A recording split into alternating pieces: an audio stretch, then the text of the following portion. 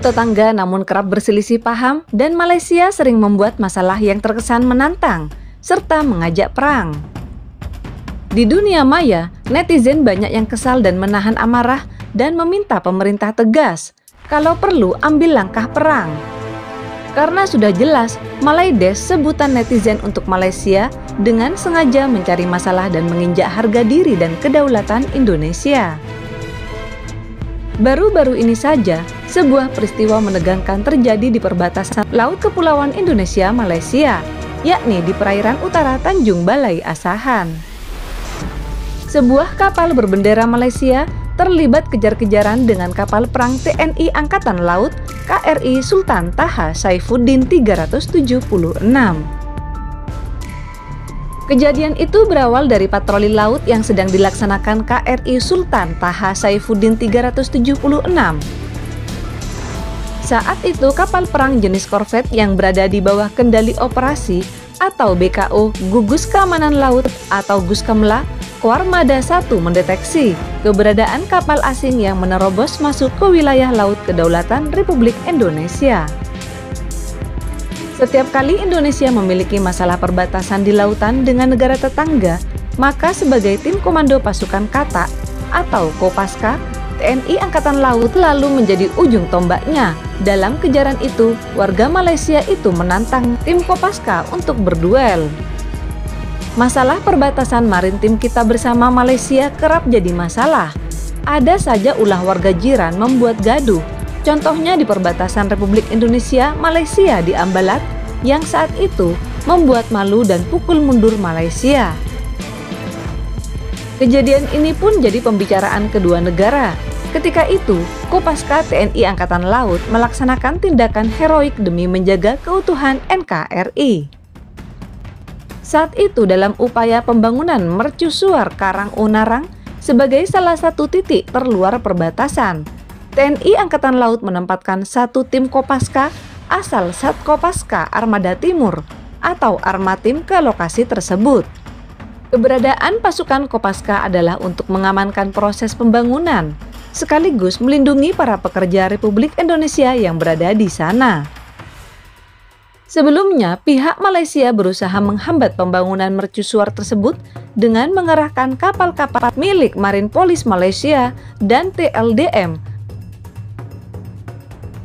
atau Tentara Laut Diraja Malaysia untuk melakukan manuver-manuver yang bisa menimbulkan ombak tinggi, sehingga mengganggu pembangunan mercusuar dan sempat juga menganiaya pekerja mercusuar.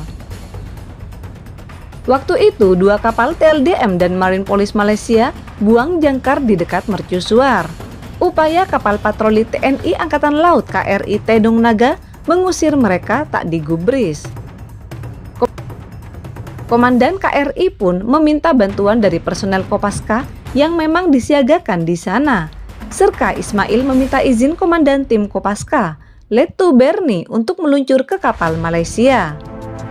Letu Berni mengizinkan, namun dia meminta Ismail tak membawa senjata agar tak terjadi kontak tembak.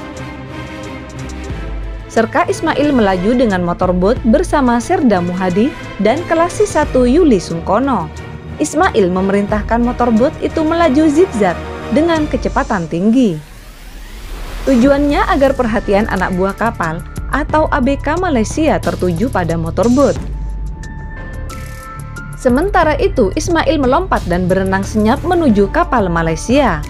Tanpa diketahui satupun ABK, Ismail naik ke atas kapal. Dia mendobrak pintu samping kapal sambil berteriak, "Di mana kapten kapal?" bentak Ismail hingga ABK Malaysia ketakutan. Serka Ismail pun sempat membentak seorang petugas meriam kapal Malaysia. Kapten kapal keluar.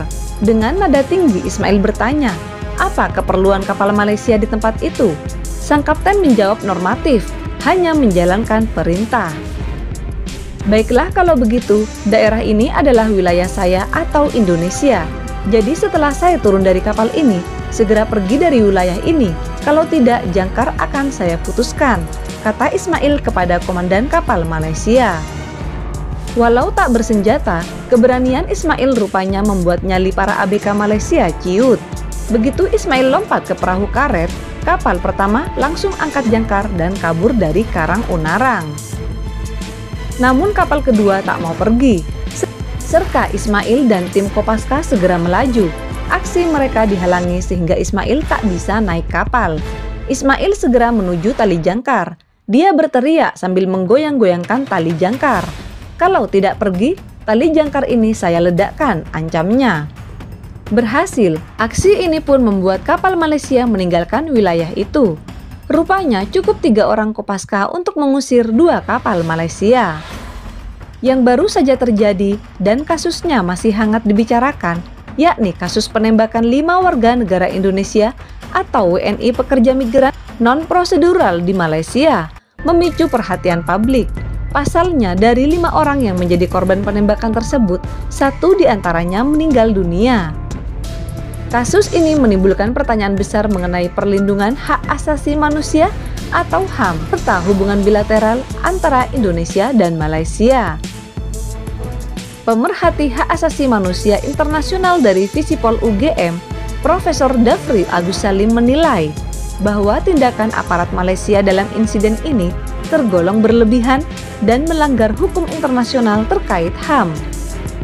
Terkait langkah yang harus diambil oleh Indonesia, Dhafri menekankan bahwa pemerintah tidak boleh hanya berhenti pada melayangkan protes resmi kepada Malaysia, tetapi juga harus melakukan perbaikan sistemik di dalam negeri.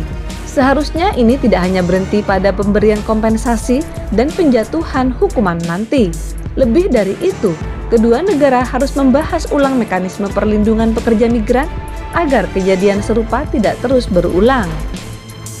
Pemerhati ini juga menyoroti pentingnya revisi dan penegakan perjanjian bilateral terkait perlindungan tenaga kerja Indonesia di Malaysia. Menurutnya, di tingkat ASEAN sebenarnya sudah ada protokol yang mengatur perlindungan pekerja migran. Tetapi, implementasinya masih jauh dari harapan.